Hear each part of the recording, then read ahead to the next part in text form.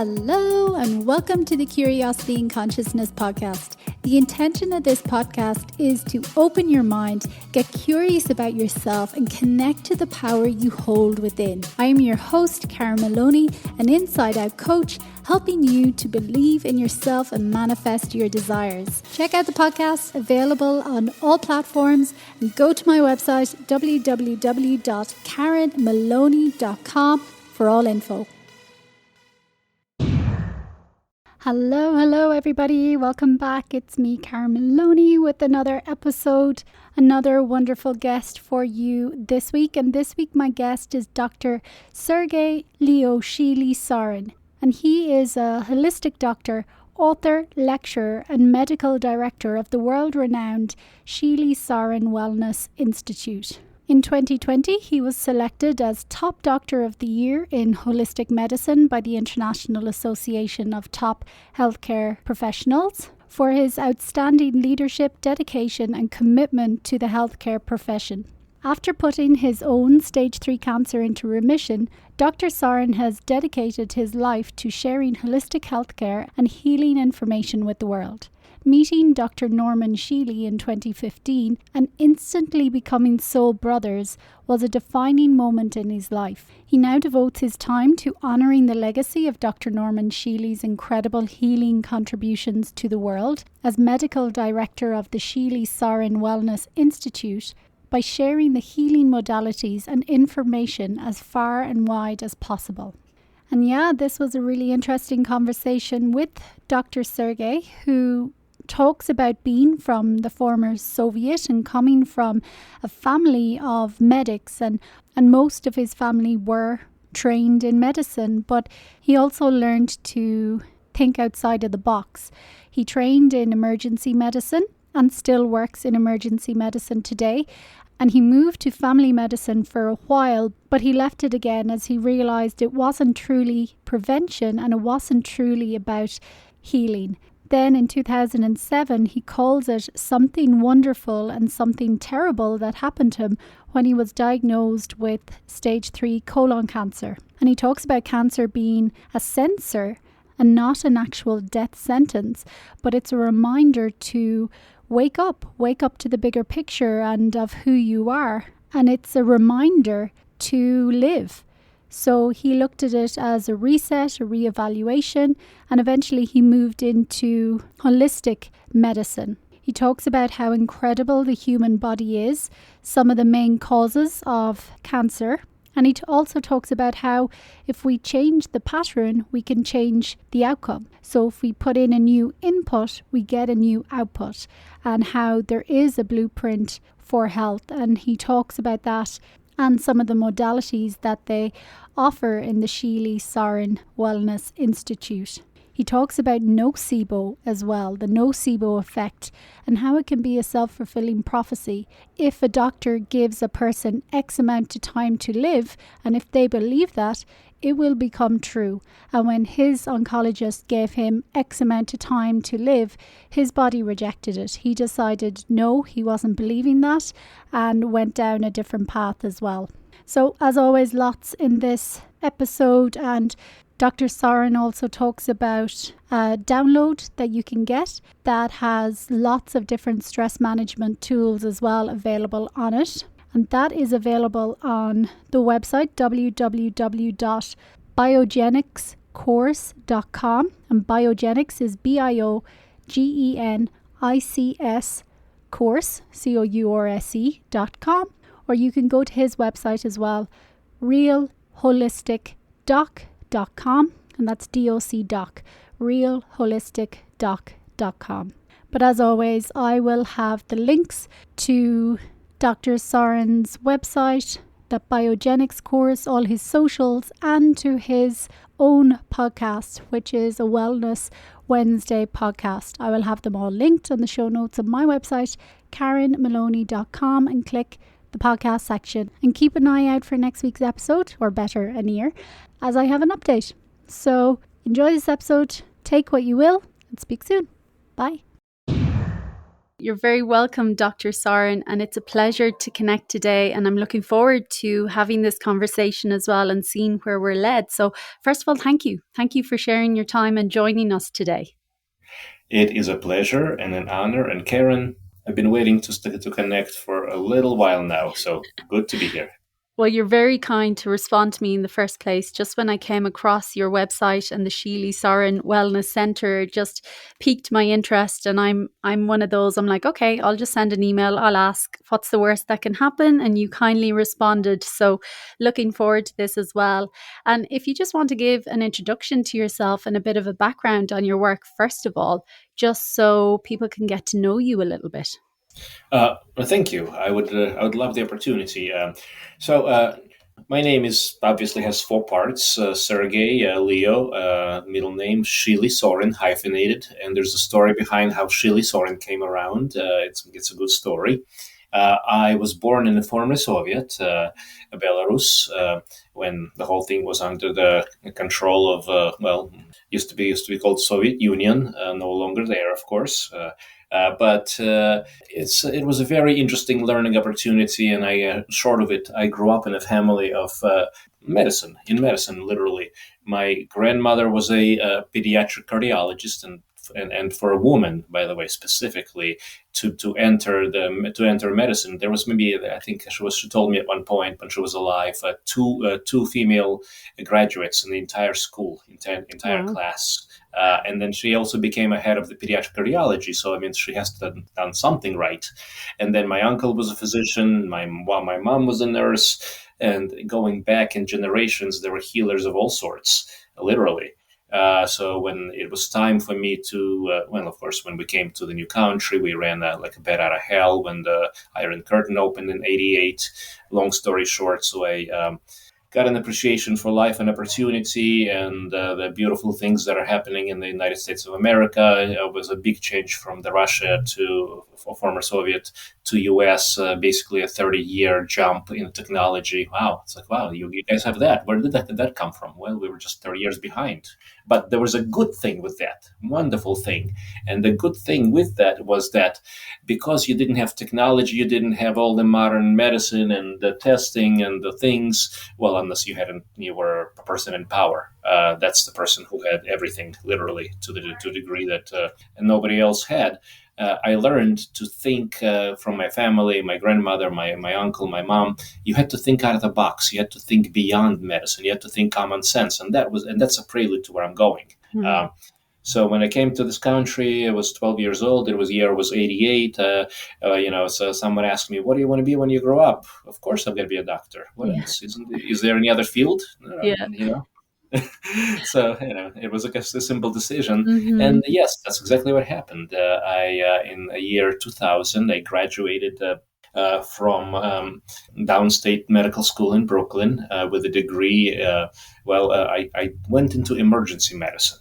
And I did a year of that, training-wise, and then I switched over to family medicine for reasons for being personal. My grandparents both died within that year, and I had a nervous breakdown, frankly. Mm-hmm. So it was a complete reroute. At that point, it didn't matter what field I was going into. I just wanted to do something positive, and I had to be close to my family.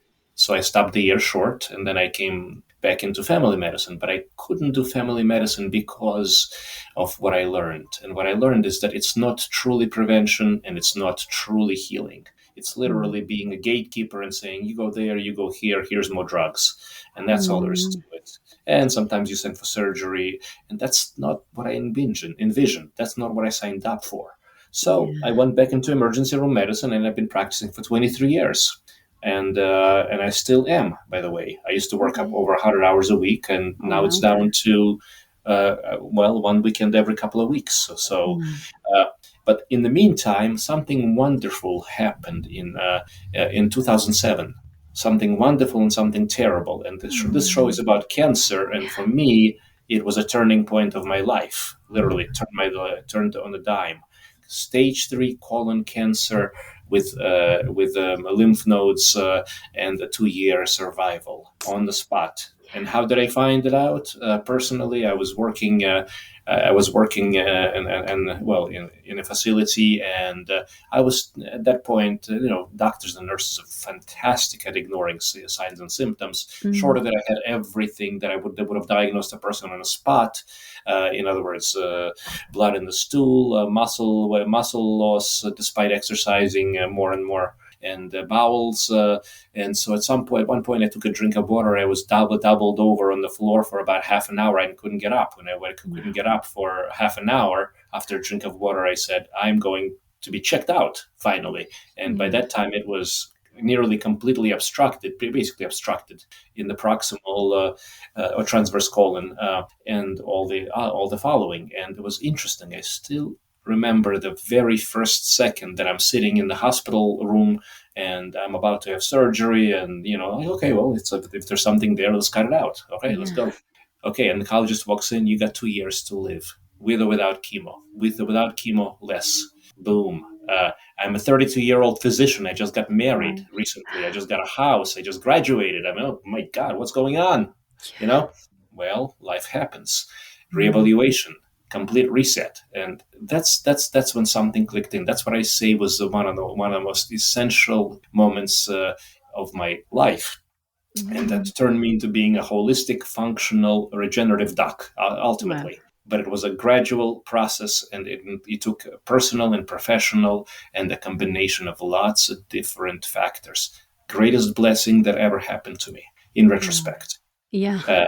And that's the thing, isn't it? You're not the first person to say that in retrospect, because, at the time it is scary, it's life-changing, it's unknown, it's fearful, it's all these things.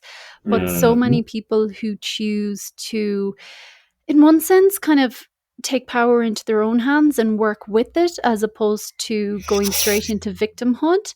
When they come out of it and the other side, a lot of people do say that it was a gift and it was the greatest thing that ever happened to them. Not something they want to repeat, but definitely, life-changing, but life-changing for the better. And that's why, having these conversations as well, to try change some of that stigma, even just the initial emotions and feelings and automatic kind of death sentence stigma that this word brings up. And that's not always true. There's lots and lots of people who have cured themselves, healed, and are thriving. But for some reason, when it comes to cancer as well, we don't really want to take them seriously. Or, like you mentioned, think outside the box. Sometimes, and I saw this with my own dad, when he was diagnosed, he really wanted to try other options as well. But just this fear came that he felt like, no, this is my best chance. It's doing the surgery, the radiation and chemo, or nothing kind of thing. This is my chance. Right. It's kind of like anything outside of that, it's not really valid. So exactly. First of all, what's your understanding of what's happening in the body when cancer presents? Wonderful question. How do you help people as well? Or what's your take on helping people, like you mentioned that exact word, thinking outside the box when it comes to cancer as well? And maybe they're two long questions at the same time. So No. It's no. Let's talk about cancer. Let's talk about this. So the first question is absolutely a wonderful question. What is cancer? And why is it there, and how is it allowed to be in the human body? And the second question is also very relevant. What is the holistic or out of the box approach to this, other than chemo and radiation? And then I would be happy to address that. Shall we go into first question number 1? Yes, take it away. Okay. And we'll cover as much as we can, but again, given like half an hour or so discussion, we may have to continue the conversation. And Karen, we may have to have you on our podcast as well. We have a Wellness Wednesday it's a Central Standard Time in US every week from 4 to 5 p.m. and we cover each topic in particular. So, what is cancer? Cancer is a abnormal growth of cells. Most people see it as a mass effect. Boom, mass here, mass there. It's growing. Oh God, invader, panic, boom. Okay, cancers grow in our bodies. Truth, basic information. If you're going to be afraid of cancer, be afraid every single second. Or rather, don't be afraid, because There's a abnormal cell growth happens every single second, every single day. Question is, can our body metabolically, immunologically recognize and correct the disorder before it happens? So it is an immunologic, it is a metabolic, it is a lifestyle, it is a stress related. Stress is a simple thing that people don't understand. One of our key features that we work with in our as part of holistic, which is spirit, soul, mind, body, and I'll get into that very heavily, is stress. Why? Because I can say the word stress and nobody's going to take me seriously, or I can say the word hypothalamic pituitary adrenal axis. In other words, cortisol effect, where nothing heals, nothing. And this is where you burn out, and this is where basically excess cortisol in out of balance with something called DHEA. Now you're getting into hormonal system. Now you're affecting male and female hormones, thyroid. Now you're affecting the gut, leaky gut, and so on and so forth. Now you're creating toxicity in the body, toxicity that further allows cancer formation. Now you're creating a number of other issues, including metabolic, insulin resistance, hypertension, cholesterol, and things that basically lead to downward complications that kill us, in addition to just the cancer cell growing. It's not just a simple thing. And then there's side effects of medicines and things, again, if you don't take care of yourself from the baseline. So there's a whole big part to this whole, to the individual. And it all starts with the fact that who are we? So I want to go into this. Who is Sergey? Who is Karen? I've also had Karen. I also had several near-death, out-of-body accidents. Just a traumatic. I crashed a vehicle once over 80 miles an hour. Crashed another over 100. I've recovered from a near paralysis, broken spine. I'm back in martial arts and going for a brown belt in the Goju system. Not to brag, but I was told I would barely walk. Yeah, This human body is incredible. Incredible. Yes. It's who are we? If we trust our modern science and medicine and oncologists, and good people, some people, not everybody's good. Little aside, the first oncologist who walked into the hospital room, as I was mentioning, and told me that I had 2 years to live. There's something called nocebo effect. Nocebo and placebo. Placebo is one of the strongest things for healing. Now, intentional healing is stronger than placebo. That's much stronger. But nocebo is very strong. And that's basically somebody telling me, for example, are you going to die in 2 years, 3 months, and 2 minutes? I'm going to make it happen. Through mental, emotional, through hormonal, through lack of self-care. I'm going to make sure that I make it happen once I buy into it. So what I did initially is my body rejected the doctor, the oncologist. My body rejected that news, that energy. Everything is energy. And unfortunately or fortunately, the first thing that came out of my mouth was, I didn't filter a single thing, is I told the guy, you better get the blank, blank, blank out of this room now before you're dead, right here on the spot, if you're going to tell me that kind of blank, blank, blank. Okay. Yeah. He did. I never saw him again. I'm sure he was doing his job, but the bottom line is I never accepted the nocebo from the beginning. My body rejected it. My mind rejected it. I realized the significance. I said, okay, I got to address it. But I refused the defeat. I refused the death in 2 years and 3 months and 2 seconds. That was the first thing. Yeah, that's who huge. are we? Powerful. Who am I? I am a spirit. I am a soul. I've, a part of another experience is literally popping out of the body and just watching the bloody mess down below. I'm being an ER doc. Oh, wow, how interesting. Oh, it looks like the car is going to blow up too. Oh, God, that guy's in a blank shape, crap, not so good. Oh, wait, that is Sergey. Oh. And then at some point, about a million-year download, and you're not the same. And then popping into the body, it's like, oh, what is Sergey? It's a vessel. It's a body. What am I? I am a spirit. I am a soul. I got a mind, the control center, and that determines the outcome to a large degree. It's like it's like an analogy. For example, if I'm driving down the highway and I take my eyes to a sign on the side of the road, and I keep my eyes there, what's going to happen to the vehicle? It's going to go exactly that route. Yeah.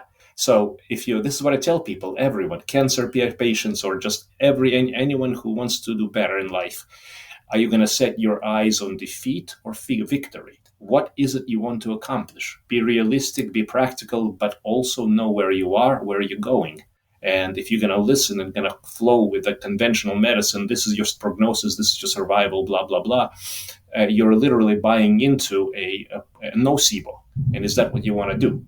So that's the short of it. What is cancer? Mm-hmm. Cancer is a metabolic, immune, emotional, mental, hormonal, and a combination of just the whole being perspective. It's a function of lifestyle, and again, there's patterns.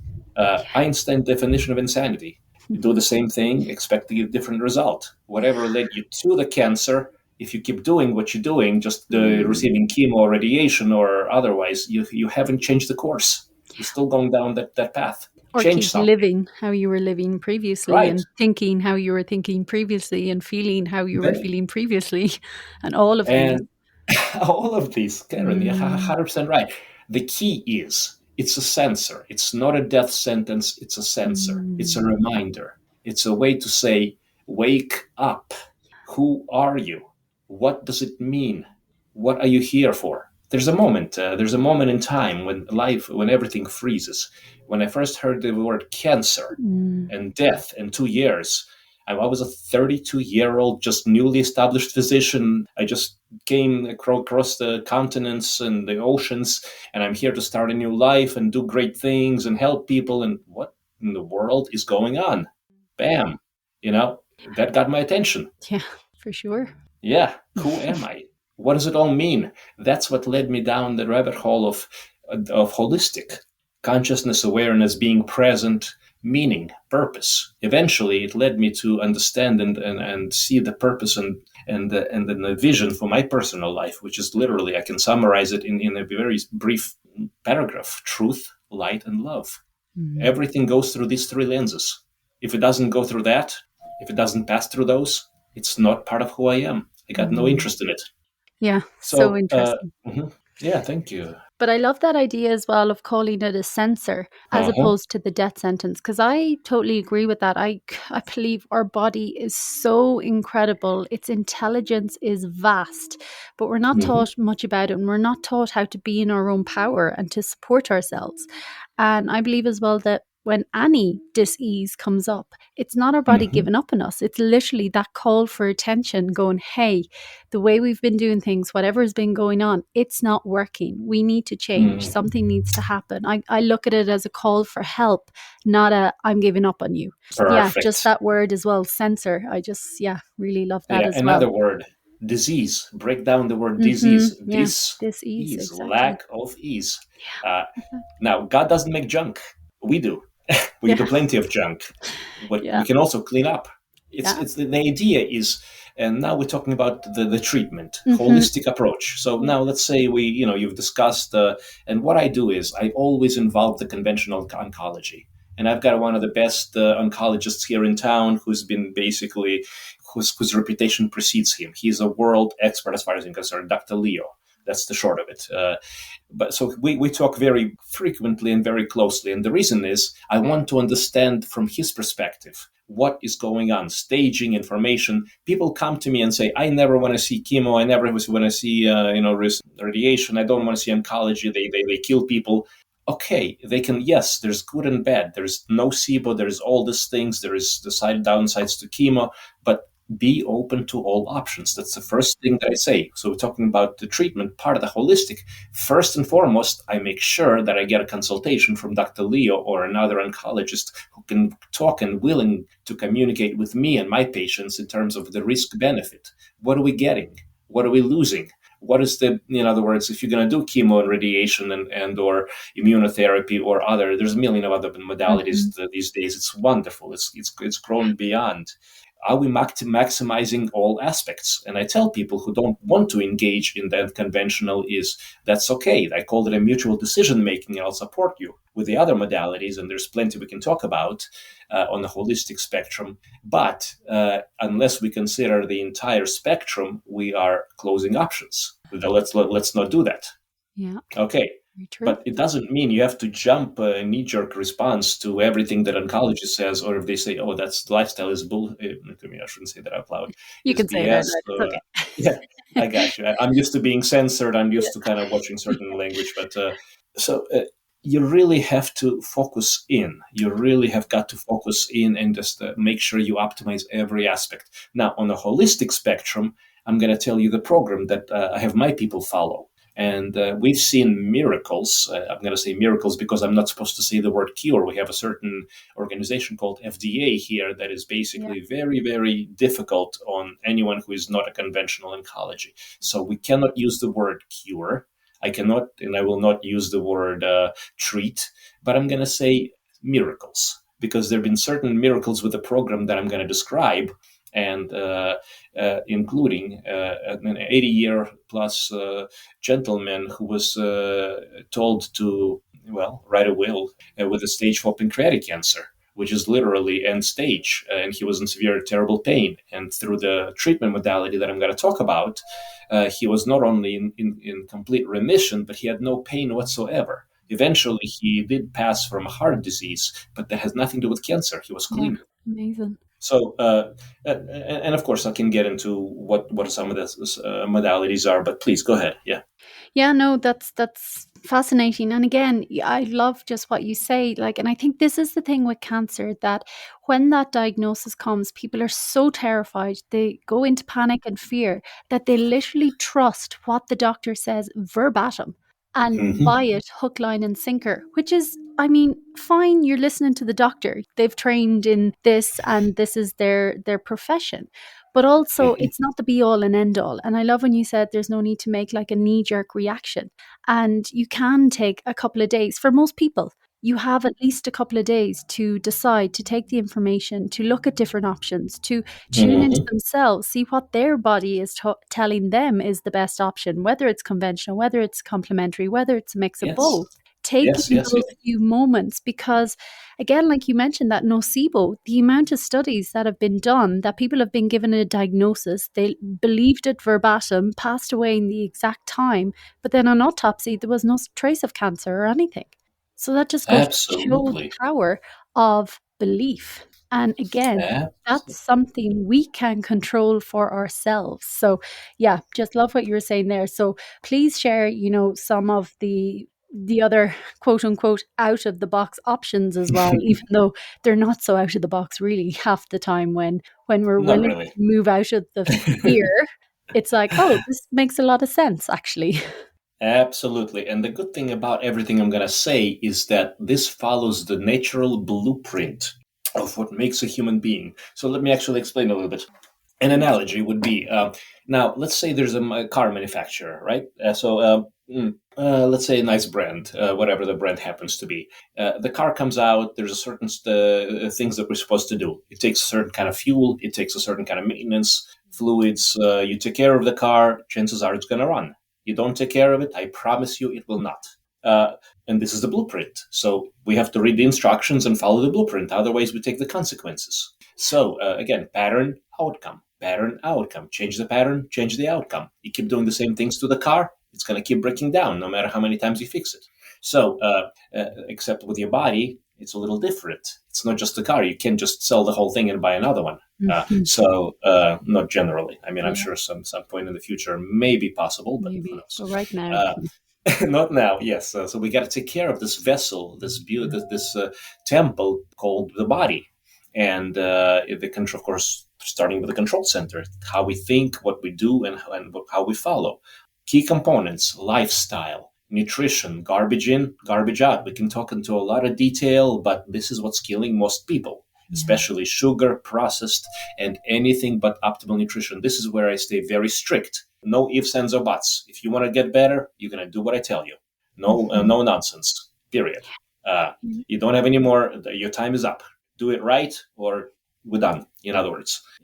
Next is the supplements. There are certain things that are going to be the essential baseline for most healthy people. And then, of course, certain things that will have to be essential in this condition to optimize the body. And of course, this would take us a longer time to go over. So I'm just going to focus on the big picture. Yeah, next is intravenous vitamin C or intravenous Myers cocktail and intravenous ozone. Now, there are other intravenous modalities that can be done in certain countries, but not others. There is intravenous mistletoe for certain therapies. Again, you cannot do it here without getting arrested in the United States, but you can do certain things in Mexico, I believe. Again, it's all about control. It's next is, of course, stress or hypothalamic pituitary adrenal axis and the cortisol effect. Because if I can get a person from sympathetic fight or flight fear into a relaxation, that's already half the battle.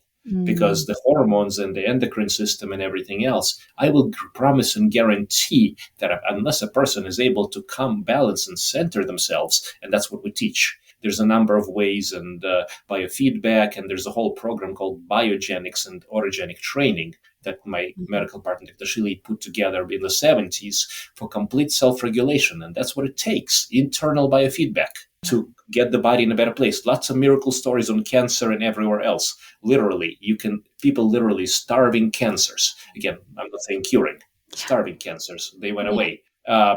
People literally making miracles happen. But again, internal versus external control. And then, of course, there's electromagnetic support. And we have a device called PEMF, Pulse Electromagnetic Field Device, including a Schumann frequency, 7.83 cycles per second. That is a heartbeat of the Earth and is essential for overall cellular regeneration, plus other modalities, modes in that device. But the idea is giving the cells, trillions of cells that make up who we are, including ATP, energy production, the opportunity to do right. Because when the cells starve, when the cells don't have any juice, bad things start to happen. And holistic, back to spirit, soul, mind, body. Who am I? I am a spirit. I am a soul. What am I learning? What am I experiencing? Why am I going through this? Actually, the question why is not as important as what and how. But the why is important in that, who am I? And what am I learning out of this? And what's the big picture? Yeah. Everyone is going to die. Not everyone lives. And cancer reminds us to live. Yeah, that's powerful. People get their messages in different ways. And if that's the path of a person that it's cancer, to get that message, that reminder to actually live and live joyfully and abundantly and healthily, which all these options are available. But again, we get so caught up in the day-to-day and the material that we forget that other part of us, that bigger part of us, that soul, that essence, that spirit, that connection. And I believe when we kind of lose that, we get denser in everything. And that's when, like you mentioned as well, that dis-ease shows up. And like you mentioned as well there, miracles happen. And again, it's like the question of, well, is it really a miracle? Or is it, when you understand the body and the incredible capabilities and intelligence it has, and when you know how to support them, is it really a miracle, or is it just a natural byproduct of what the body is capable of? Perfect.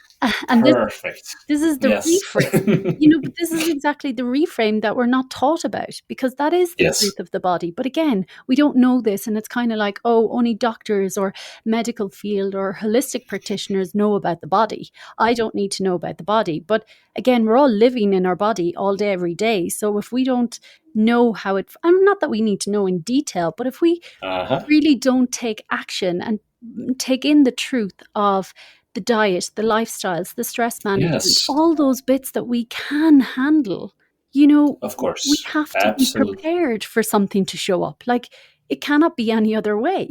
But by the same token, when we do take responsibility, it cannot be any other way that then we come back to health and wholeness.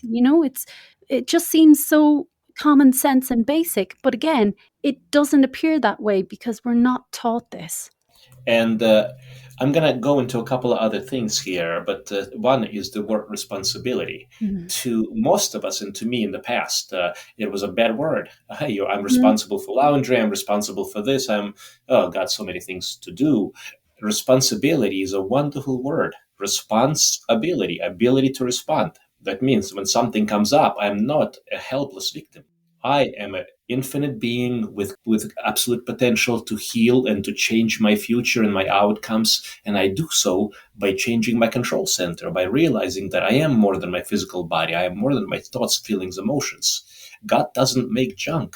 And I just have to remember and understand what is it? What is the blueprint that I need to get back to? And then it gets deeper from there into functional aspects of medicine, including the gut.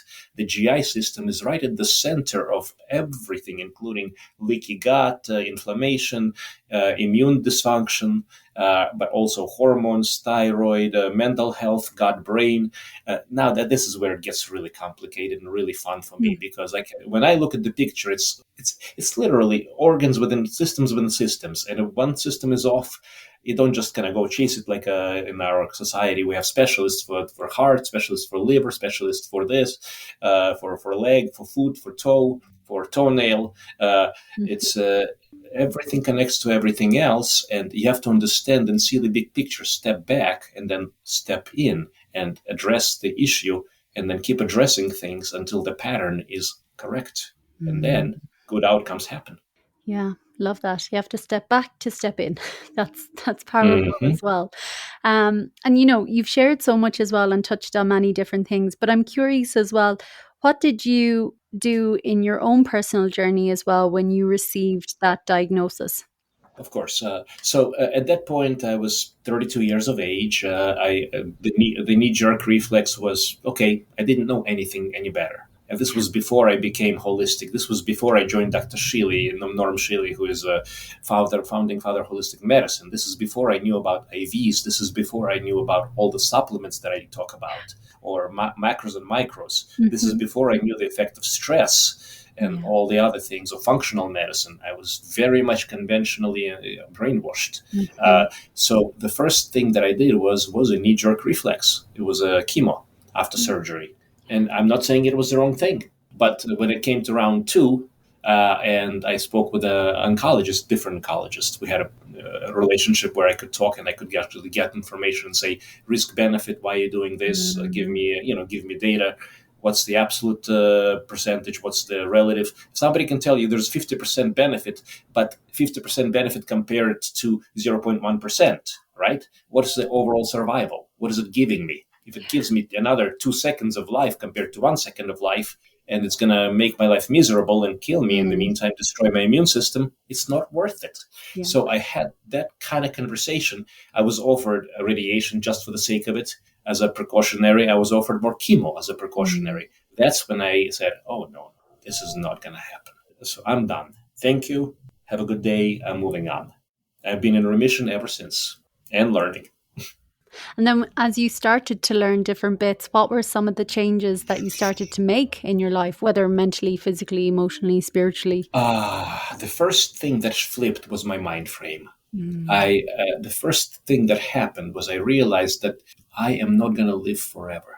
I actually got divorced and I lost all my possessions shortly thereafter because of the terrible divorce that happened from my first marriage. Interestingly enough, my ex-wife, who was a beautiful person, beautiful woman otherwise, she still retained so much anger, and she was basically drinking so heavily after the divorce.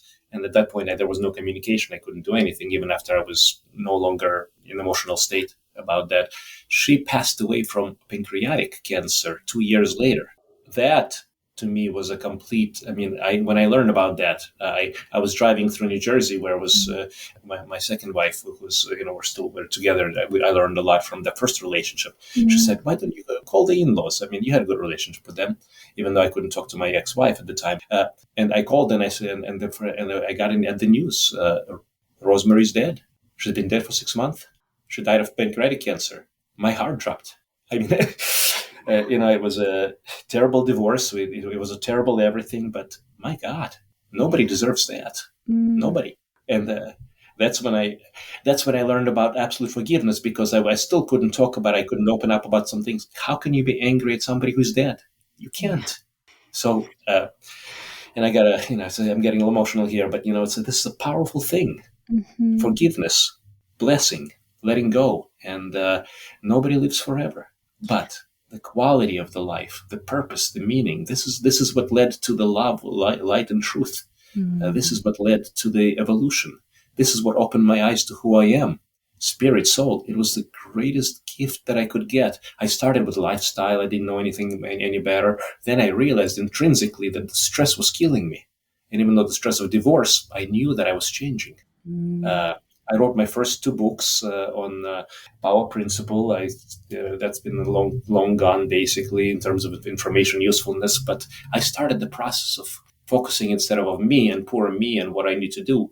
If I have 2 years, what is my purpose? What is my meaning? What am I here for?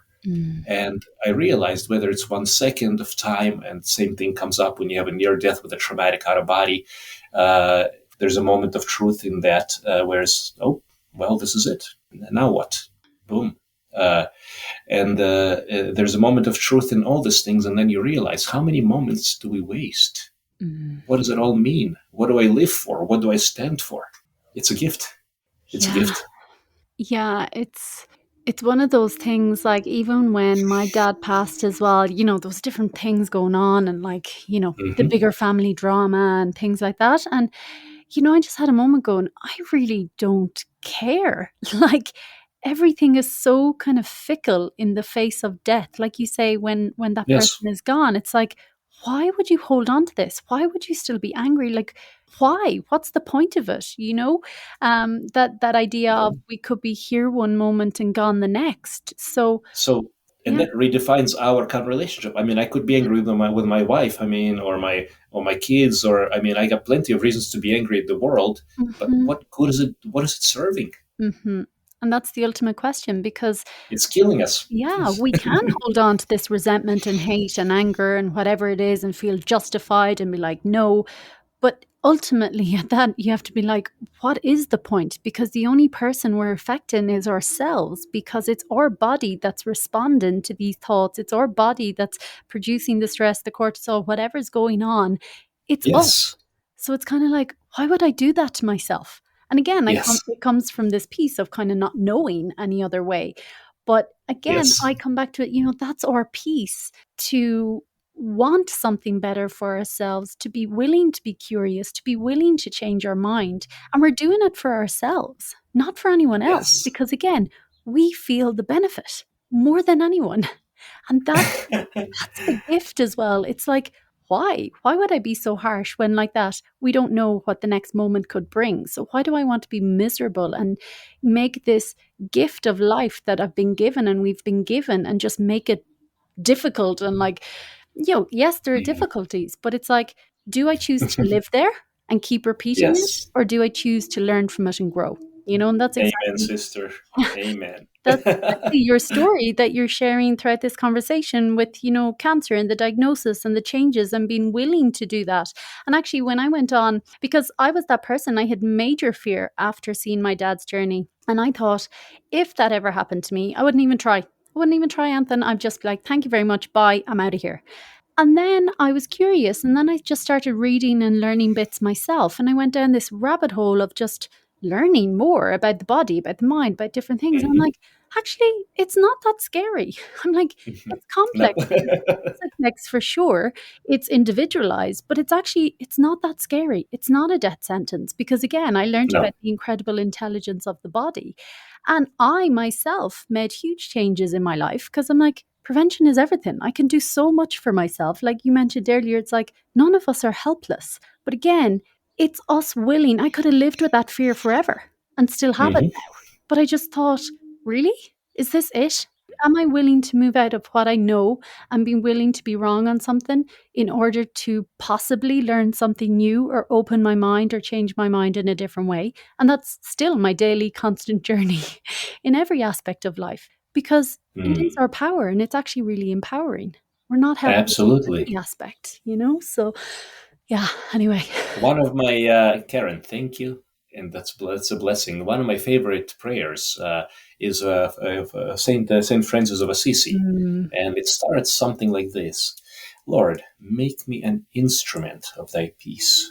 And then there's a number of lines, but basically it goes through a series of, it's not about me, it's about what I can give, because, and it's where there is shadow, let me shine light. Where there's injury, pardon. Where is sadness, joy. And or divine master, grant that I not so much seek to be understood, but to understand. Again, ego versus well, I could say universal mind or presence or God, or just, again, however you choose to see that. To be forgiven as to forgive. Again, it's within us. And to be loved as to love. Again, don't expect, this is, again, the poor me versus how can I get through this and help the world? What am I learning? And then, of course, for it is in giving that we receive. It is in pardoning that we are pardoned. And it is in dying that we are born into eternal life. What does that mean? It doesn't mean a casket. It doesn't mean a cremation. Dying of the ego, letting go of the things, of the patterns that are no longer serving, seeing the big picture, being of service, finding a purpose, meaning, finding yourself your place in this great big universe that is filled with love and healing. And no matter what the outcome is, hey, I'm here. I'm present. I want to do my part. Yeah.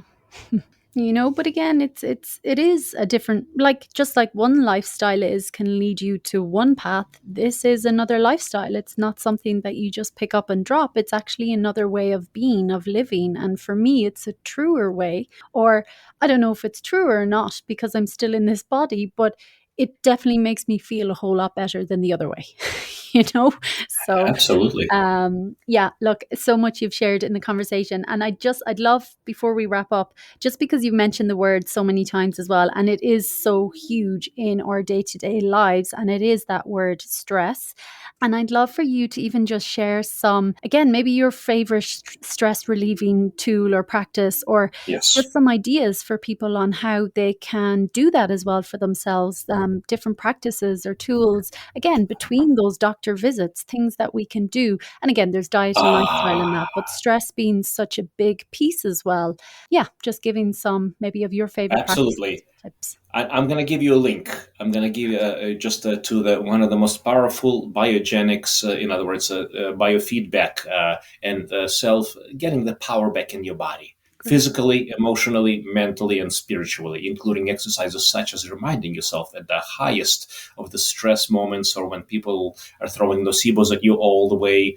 Who am I? I have a physical body, and I'm more than my physical body. I'm not saying but, and I have my mind, feelings, and emotions. You can go into all kinds of things. And I'm more than that. I am a spiritual being. And then if you remember that, then it's a whole new thing. Now I'm dealing with this pattern, and now you can get into deep details, depth of working with that, as opposed to, this is my body. I am my body. I am this. I am my pain. I am my illness.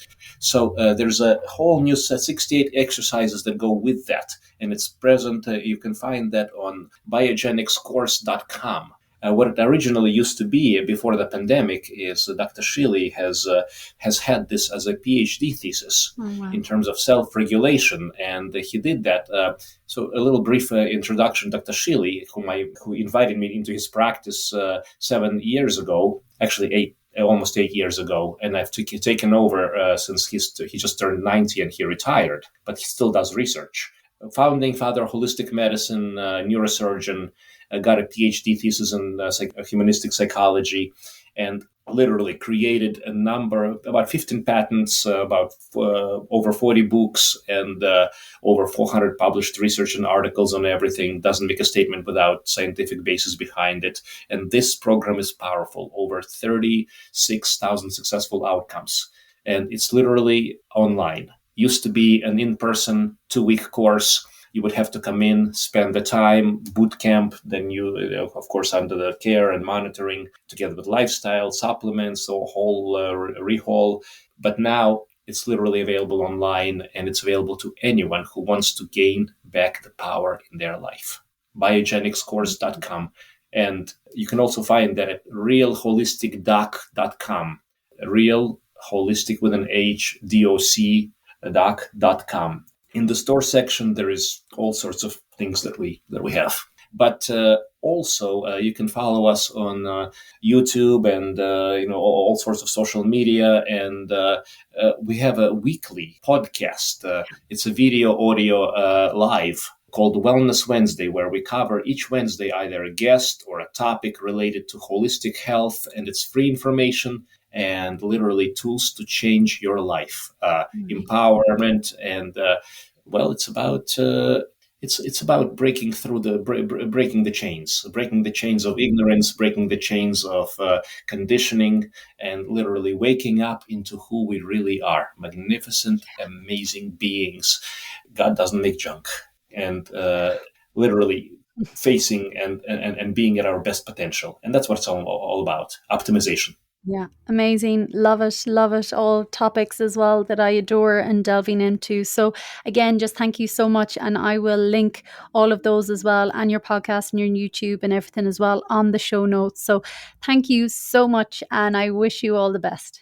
Karen, would like to invite you and offer you an invitation to come to our podcast. I'd love to. Yes, yes, because what you mentioned there is all about my work and my line of thinking and what I share as well. So it would be an honor. And then, of course, we can share the light, love, and the truth. Again, I'm sure there's more to it than that in the world, but that's all I care about. Amazing. Thank you. Blessings and much love to everyone. Talking to you is a blessing. Thanks for listening. And before you go, I would love to ask you a massive favor. If you enjoyed this episode or any episode of the podcast, I would love for you to leave a short review on Apple Podcasts to help it grow. If you could do that, I would greatly appreciate it.